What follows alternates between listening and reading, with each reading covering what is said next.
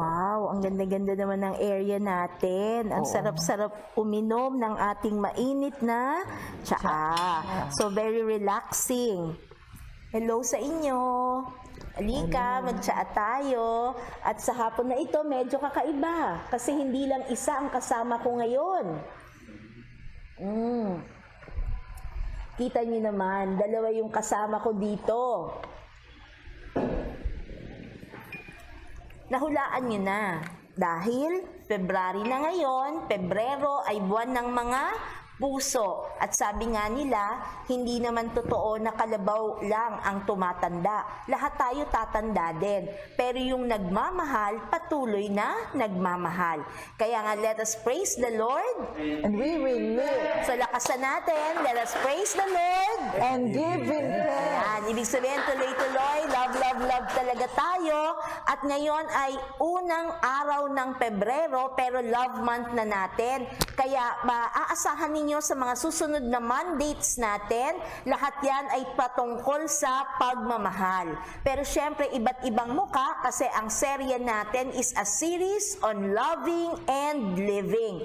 Pero dating gawi, ating babasahin ang salita ng Diyos at ngayon dahil series po tayo, sisimulan lang natin yung portion.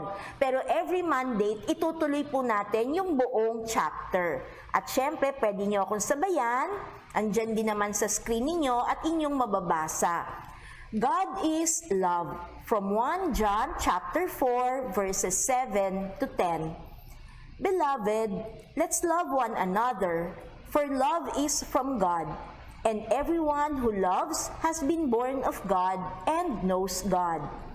The one who does not love does not know God, because God is love. By this, the love of God was revealed in us, that God has sent His only Son into the world so that we may live through Him.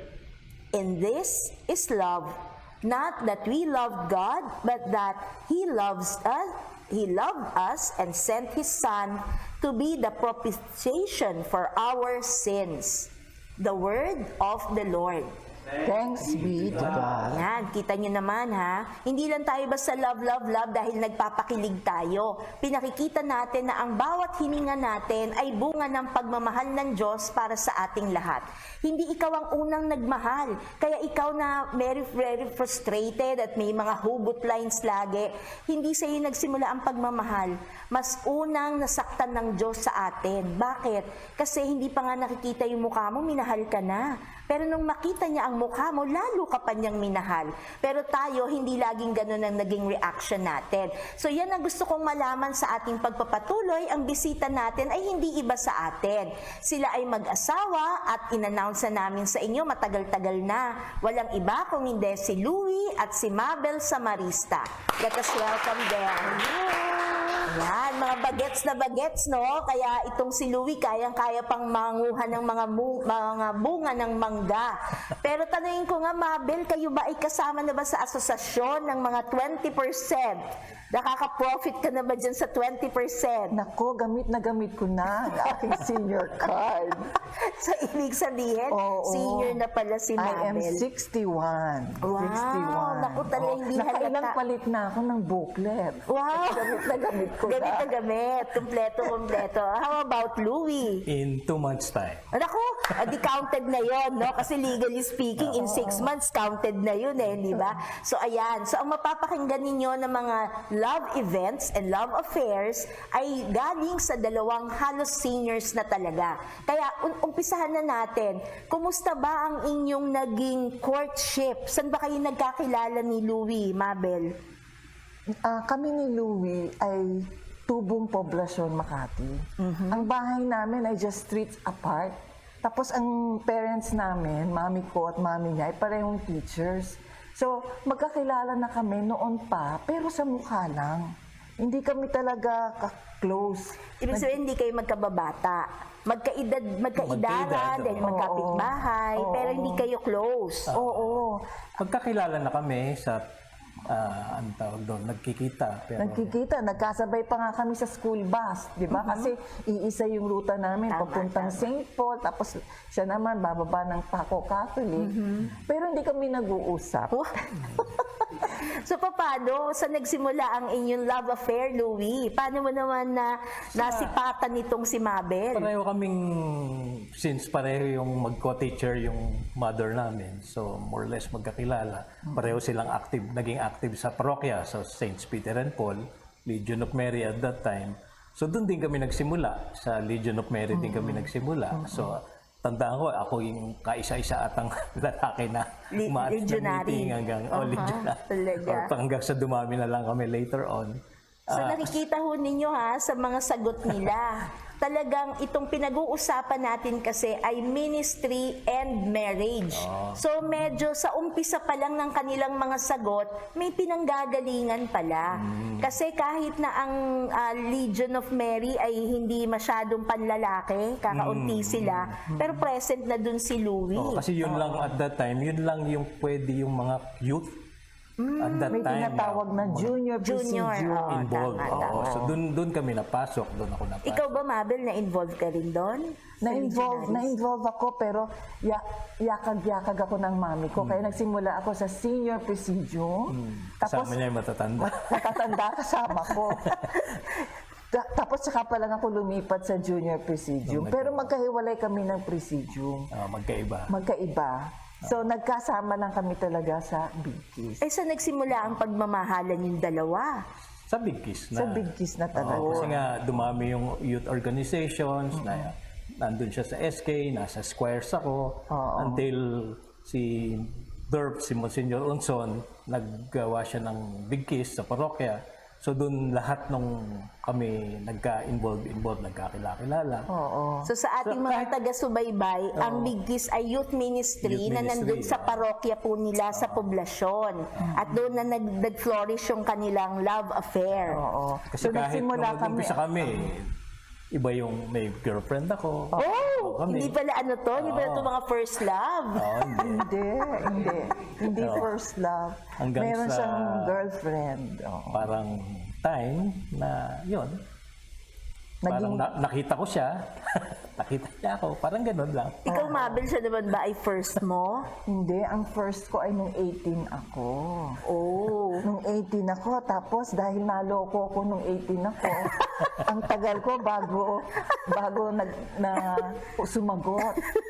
Nung sumagot ako kay Louie, 24 na ako. Ang tagal Ang tagal talaga. So may isip ka na talaga, may edad ka na talaga nun. Oo. So hindi na ho natin huhugutin pa kung sino yung nagpaiyak una kay Mabel. Ano? So ibig sabihin mga professionals na kayo Yep. nung na-involve kayo sa isa't isa. So hindi ito teeny bopper stage ng pagliligawan. So yun, matagal pa ba yung courtship nyo o kasal na agad? Early adults na kami noon. And 7 years. Mag-on kami. 6 years and 11 Haba, months actually. Tapos si Mabel, madetalye 6 years talaga. and 11 months. Nung birthday ko ng July, I turned 31, tinanong ko na siya, huwag na natin paabutin ng 7 years, kundi sabbatical na to. Kasi ang anniversary namin, January 4. Sa awa ng Diyos, di nga niya pinaabot. December 8, 1990, on our 6th year and 11th month, kasal na kami. Wow, yay! Natuloy na din. So nakita niyo yung picture. Kita niyo naman, batang-bata silang dalawa, pero wag ka, nasa line of 3 na pala si Mabel noon. Oo, 31 ako nung nag-asawa. So hindi ka ba nabibiro ng mga friends mo noon na baka mawala ka na sa kalendaryo? Kasama ba yung pressure na yon? Sa totoo lang, nung hinahatid ako ng tatay ko, wala na mami ko noon. Nung hinahatid niya ako sa altar, ang tatay ko ang siyang, finally! Ang tatay ko ang cheerleader ko. Gusto na niya na makapag-asawa ako. At salamat sa Diyos. Sa inyo, Louie, ikaw ba ang unang kinasal sa inyong mga magkakapatid? Hindi naman. Nauna yung isang kapatid ko. So medyo, meron na rin ng mga expectation na gano'n. Parang gano'n. So maganda yung nasa picture kanina eh. Dalawa yung picture na yon, hindi lang yung wedding picture. Kumusta yon? Bakit may banner? Ba't may nakasulat? Nare-recall nyo ba? Ano bang nangyari dyan sa picture na yan? Ang tanda ko yan ay taken sa Tagaytay, nasa retreat kami. Tapos biniro-biro kami. Alam kasi nila na kami, matagal na kami. Biniro-biro kami. Tapos sila naglagay ng banner at pinagkukuhanan kami ng picture. I think yung mga banner or words na yan, this was part of the retreat na parang bubunot or something, gano'n, na tapos how do you relate to that? Just so happen na siguro yung community namin, alam na doon na kami papunta, so tuwan-tuwa sila na very up sa amin yung mga... Totoo. So kita nyo ha, nandun na sila, involved na talaga sila sa ministry, kaya yun yung naging stepping stone para na dun sa marriage nila. Kaya nakita nyo naman yung larawan, pero hindi na natiling silang dalawa lang. Siyempre nag-blossom yon at nagkaroon ba kayo agad ng panganay? Ilan ba ang anak ninyo? We have 3 boys. Ako lang ang babae sa bahay. Si Josh is now 29, si Jude ay 26, at si Tobit ay 23. So hindi ko na ma-identify dyan kasi yung mga mukha nila magkakamukha na talaga. Oo, at pero saka, Louie, natatandaan mo ba nung araw pagka mag-outing tayo? Yes. Yung bawat isang batang yan may bukol pag uuwi. Sa lalaki ng noon nila eh. So all boys? All boys. Hindi kayo talaga nagkaroon ng girl? Wala ba miscarriage? Talagang 3 boys yan? Meron siya. I had 5 pregnancies. Tapos 2 doon ay blighted ovum. So, we So, don't know. hindi namin alam kung babae yon o kung ano man. Pero happy na ako doon sa 3 lalaki. Talaga. Oo, happy ako doon sa 3 So mukhang happy rin naman talaga itong mga pictures ninyo eh, no? So nakikita natin, unti-unti sila lumalaki. Pero kumusta yung relationship nyo nung naging magulang na kayo? Dahil 3 agad yan na halos magkakasunod, di ba? May mga spacing, pero kumbaga nag-aabot din eh. So kumusta yung naging relationship nyo bilang mag-asawa? Ang totoo, na-realize ko na mas naging nanay ako kaysa asawa. Kaiyak naman yun. Talaga Kasi- naririnig ni Louie ngayon to, ha? Kasi growing boys eh. So, kailangan nila ng somebody na mag-aalaga sa kanila. At ako yun. Ang gawain ni Louie sa Big Kiss ay madalas wala siya. So, mas madalas na akong naiiwan sa bahay. Gabi na siya ko umuwi.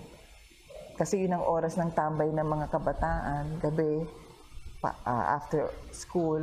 Pag uwi niya, tulog na yung mga bata.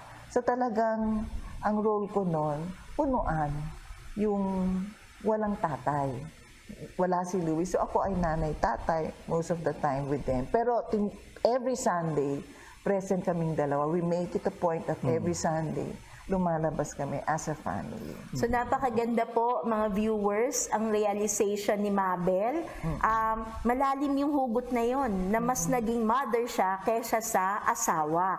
Pero hindi nila ine-negotiate pagdating ng Sunday dahil yon yung kanilang family hour, family event, family day talaga. Maganda yung rule nila eh. We Can you make it a share with point. us, Louie, paano ba yung naging setup ninyo sa magkabilang panig, di ba?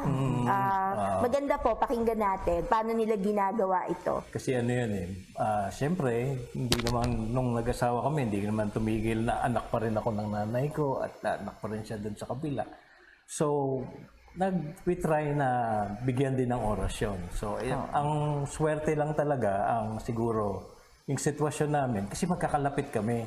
So, the family knows one another. Tama.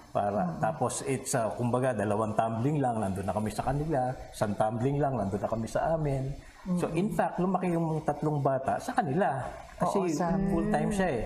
Tama, Working. tama. So, Monday to Friday, yung 3 bata ay nasa mga tatay ko. So, andun pa yung tita niya, siya yung tumitingin sa mga bata. And then we make it a point, pag uwi niya, bit-bit na namin yung mga bata doon sa bahay. So, ganun yung naging setup.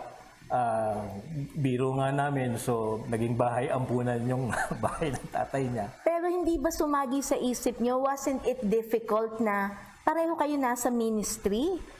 Tapos biglang ganito, may pamilya pa kayo? Wala bang struggle sa part na yon? Hindi naman, para sa akin, hindi eh. In fact, thankful ako na nasa ministry kami because understanding yung mga tao na pagkailangan ng pamilya muna.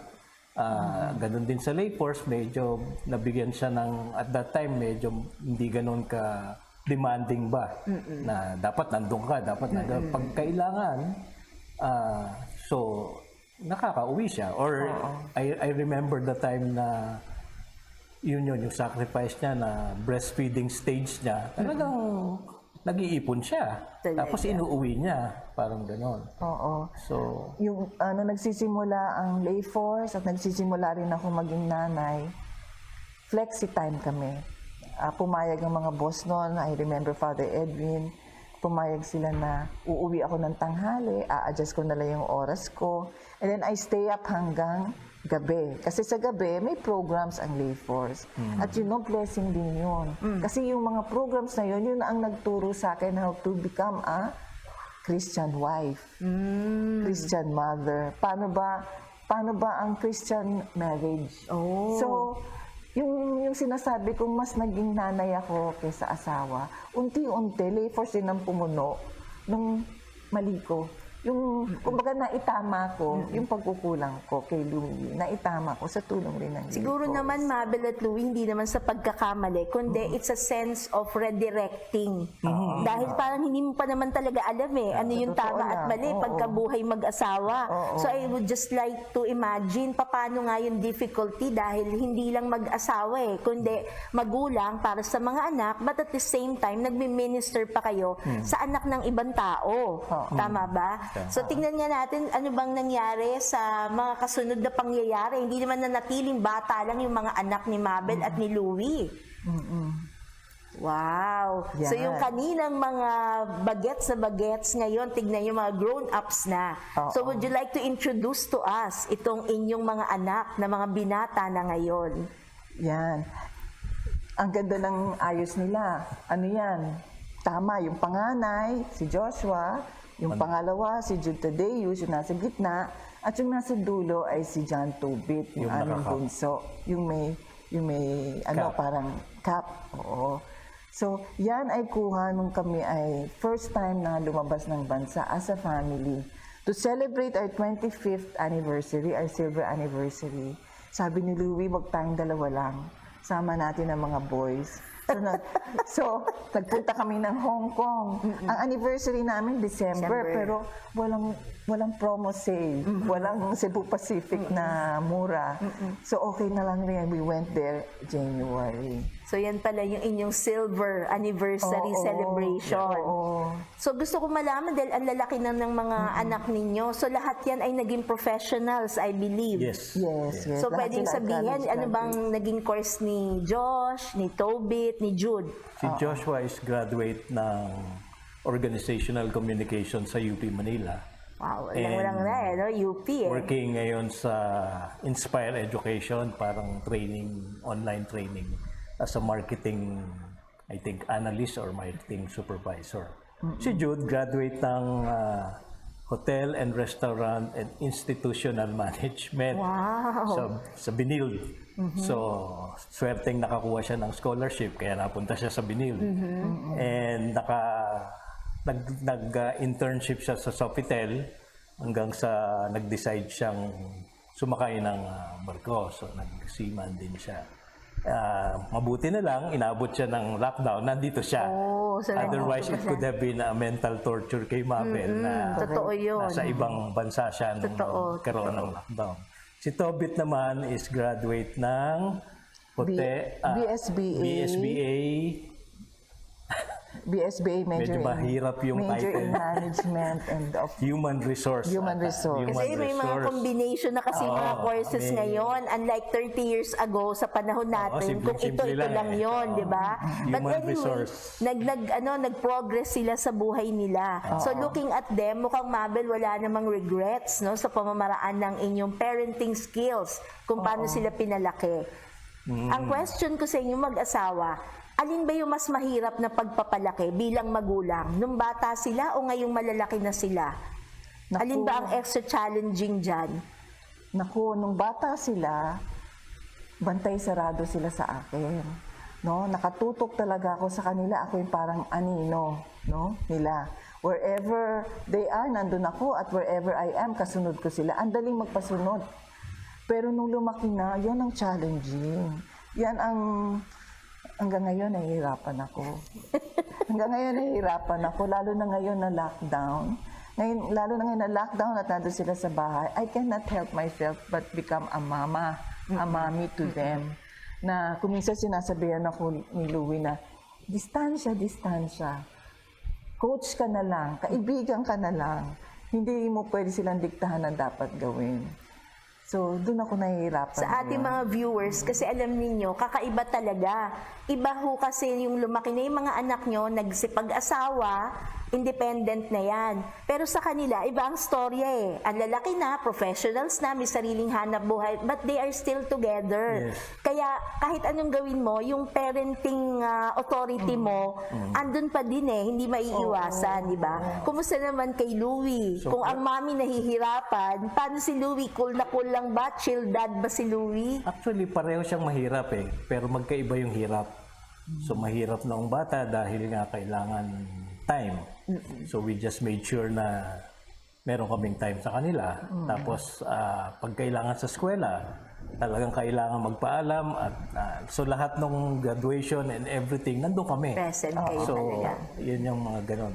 Tapos even hanggang sa mag-college, so kung kailangan tulungan mag-enroll, pero as much as possible, sila na. Parang ganyan. Tapos, iba yung hirap ngayon na sabi nga, 5 kaming adult sa bahay eh. Oo nga. Hindi na... May sariling isip talaga. Yun yung struggle ni Babel na sabi ko, anak pa rin ang tingin niya, which is tama naman.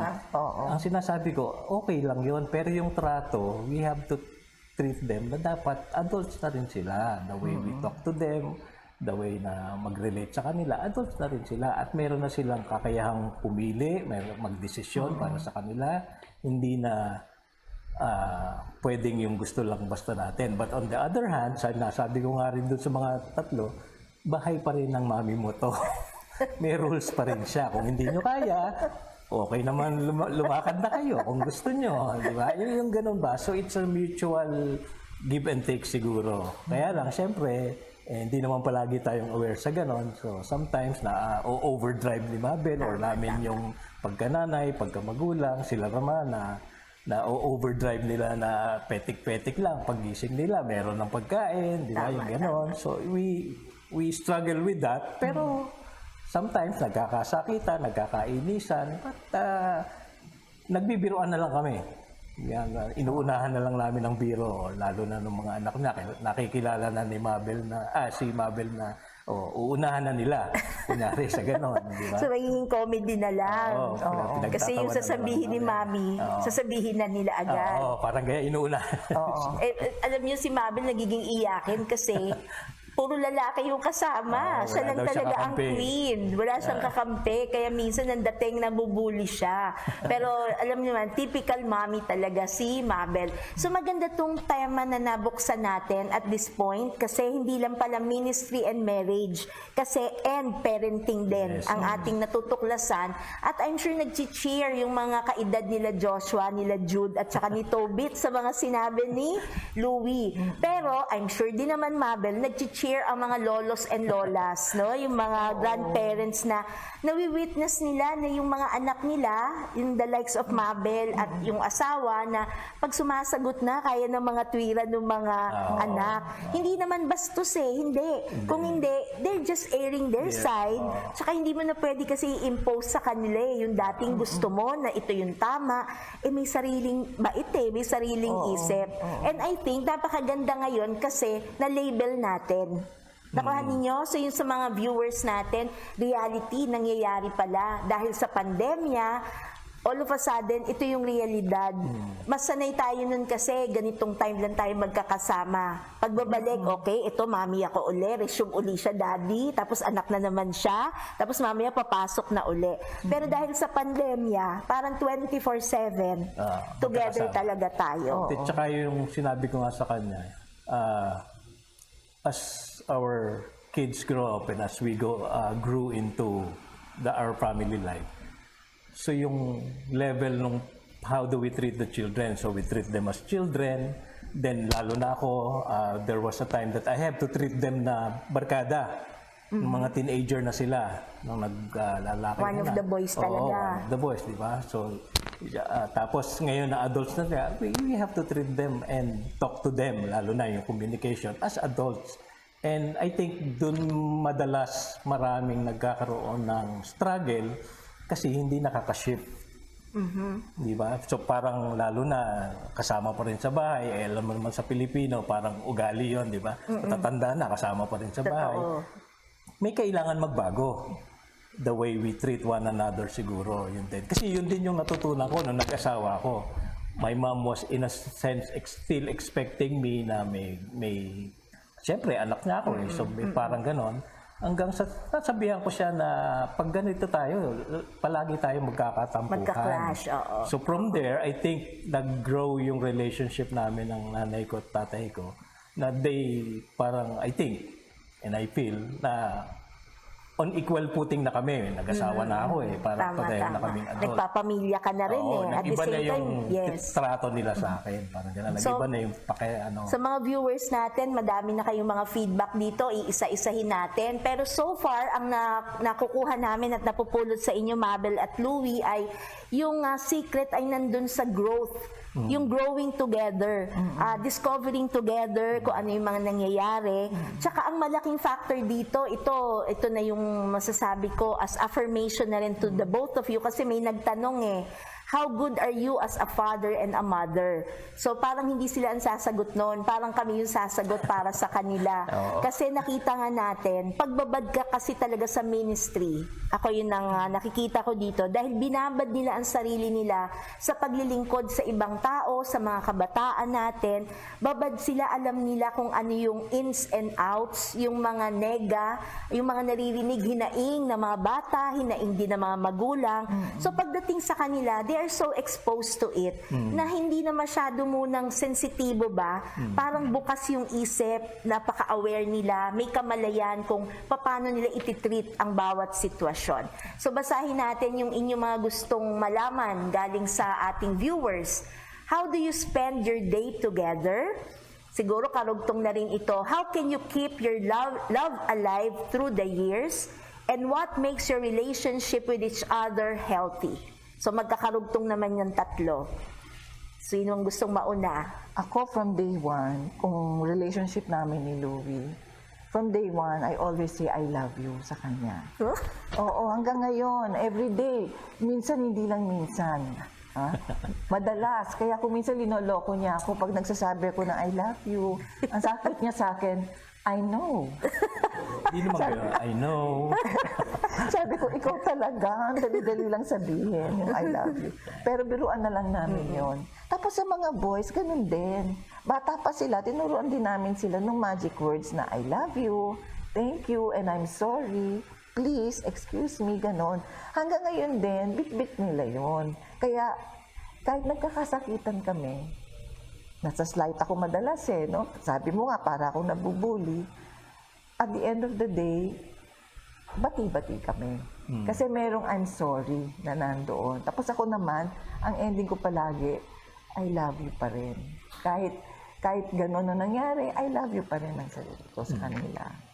So yun, very very verbal si Mabel. So na-articulate niya talaga yung words na I love you. Si Louie naman, how do you keep the love alive?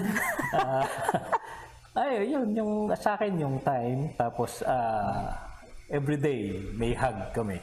Oo, Everyday may hug, we still hold hands. Yes.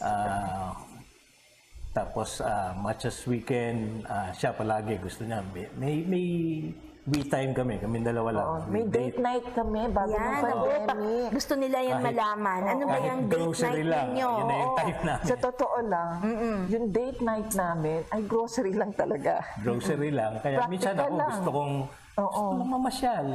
Huwag naman grocery. Oo, maiba naman. Maiba naman. Oo, kaya lang pag hindi ko pa isisingit doon yung grocery, parang hindi ko na magagawa yan sa ibang araw of the day. So Fridays are our date night and nai-enjoy ko yun bago mag-pandemic. Tapos ngayon naman, palagi naman kami together.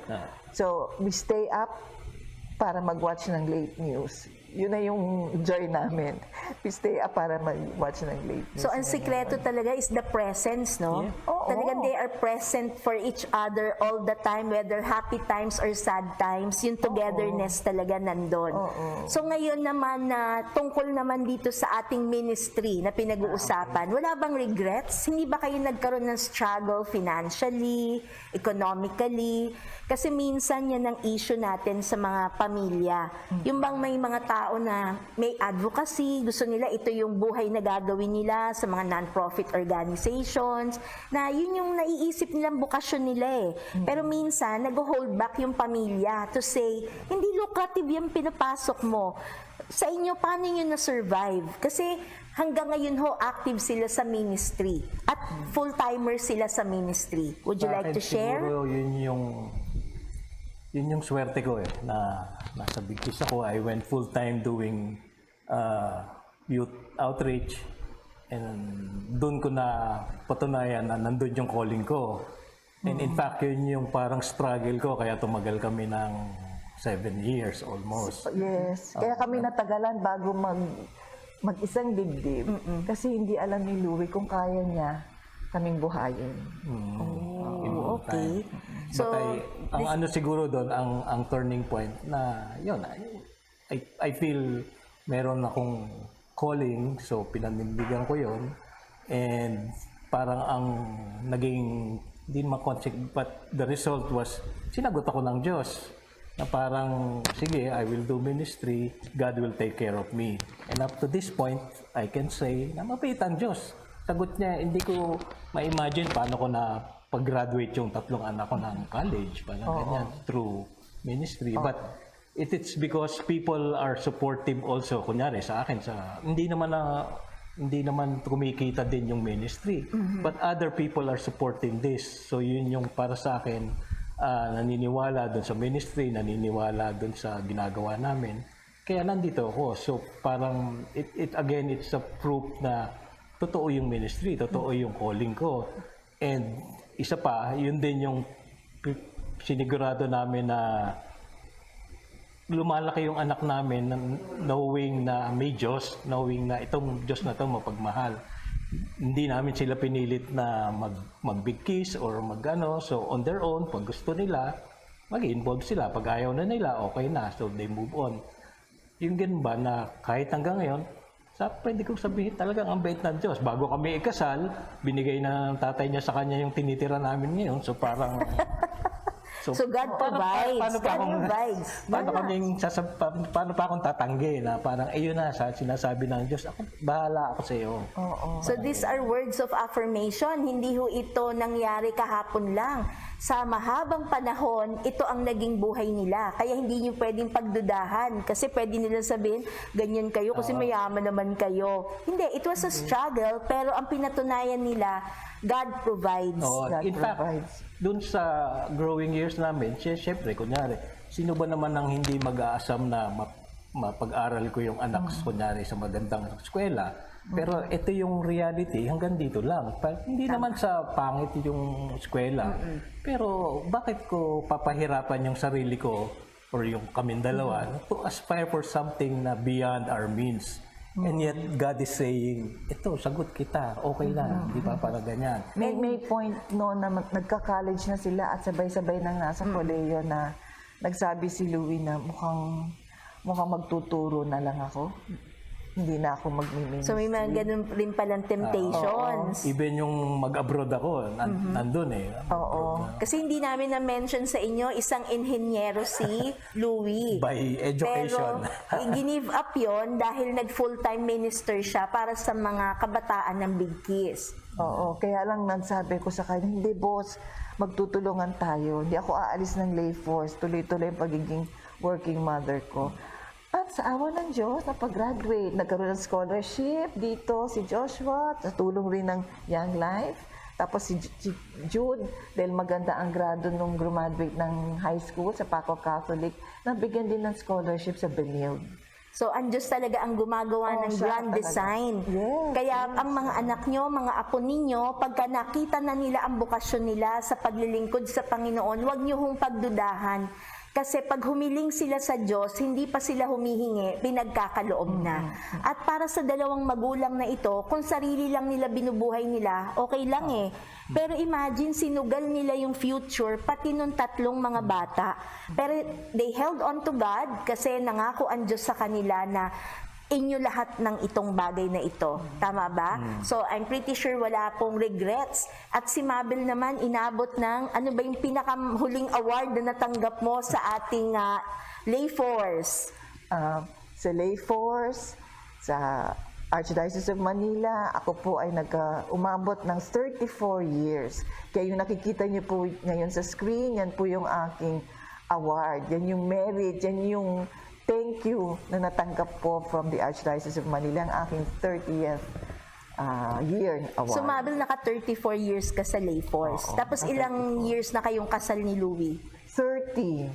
So, ibig sabihin, dalaga pa po si Mabel. Yes. Lay force na siya, nagbi-minister na siya talaga. Oo. At ngayong retired na siya, nasa lay force pa rin siya. At alam ho ninyo, yung mga bata, nakita namin sila paano sila lumaki. At hindi ko makakalimutan noon na nagvo-volunteer ako dito sa lay force. Nakikita ko yung mga batang yan na naglalaro. Sabi ko, Mabel, as a mother, kasi hands-on talaga siya. Ano bang pangarap niyo ni Louie para sa mga batang ito? Natatandaan niyo pa ba yung sinagot niyo sa akin? Tandang-tanda ko. Sabi ko, gusto ko sila lumaking mabuting tao. Kaya ngayon na may mga pagkakataon na feeling ko hindi sila nagiging mabuti, nasa-slight ako.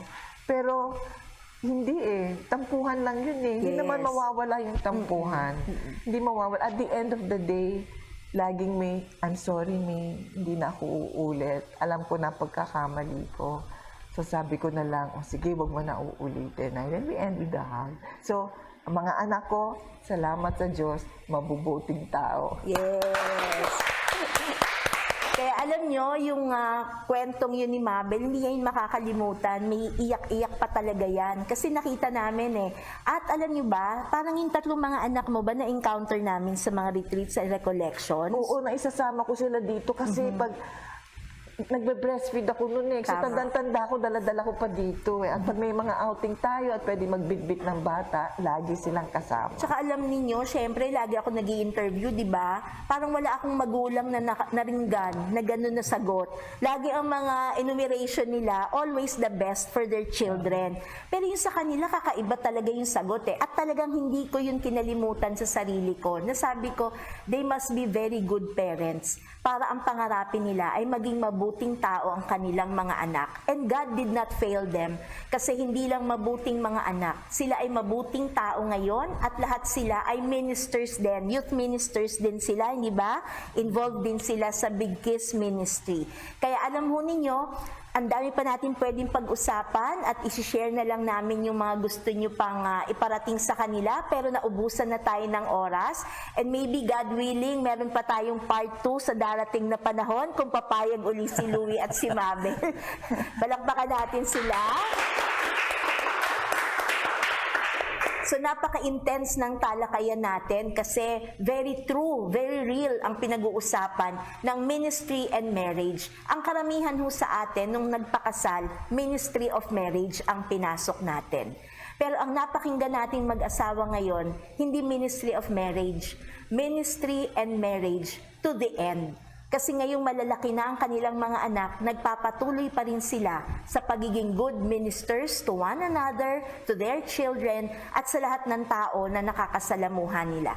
Kaya magpapatuloy ho tayo sa susunod na mandate natin, mag-asawa pa rin po ang ating bisita, at iba namang anggulo ang kanilang pag-uusapan, hindi ministry, kung hindi career called love. O Mabel, pwede palang karirin yung love, no? nga. A career called love. At yan ay pangungunahan sa atin ni Rudy at ni Cora Lecaros. So that will be on Monday, February 8, dating oras pa rin po. Kaya wag niyong kalimutan, kung gusto niyong balikan nito, pwedeng i-replay sa FB. Salamat sa mga nag-cross-post. Andiyan ang TV Maria, ang Archdiocesan Office of Communication. At syempre yung YouTube natin, i-visit ninyo, i-subscribe ninyo, bago pa lang siya. So we need more subscribers. So yan ay Arcam SLR Lay Force. At sa FB naman natin, like and share lagi sa Lorenzo Ruiz at ang ating FB page, Lay Force San Lorenzo Ruiz. Let us praise the Lord. At sa ating pagwawakas, hindi prayer yung maririnig ninyo. Ang maririnig ninyo ay awit na original composition. Can you share, Louie? Yes. Ano ba tong original composition na to? When I came to Bigkiss, original composition to nung isang full-time staff noon way back in 79-80. Ganyan. So, parang ito yung naging legacy niya sa Bigkiss. At So, hanggang ngayon, kinakanta yun sa Bigkiss. At dahil napakaganda ng kantang ito rin ang aming communion song nung kami ay ikinasal. Louie. Okay, so maraming salamat at pagpalain kayo sa inyong ministry and marriage. At ang pagpapala na yan ay isi-share natin sa ating viewers. Pakikinggan niyo po ang awit ng panalangin na ito. This is an all-time favorite sa Bigkiss, written by Paul Ignacio. Original.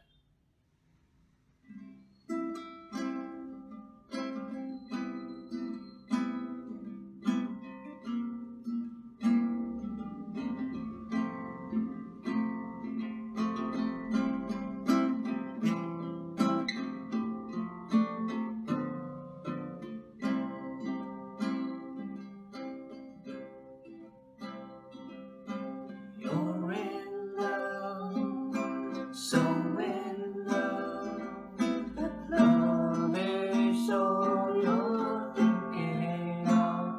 Don't you know love? True love comes from God.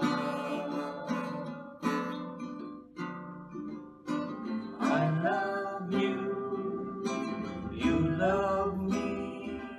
We found our love eternally. Don't you know love? True love comes from God.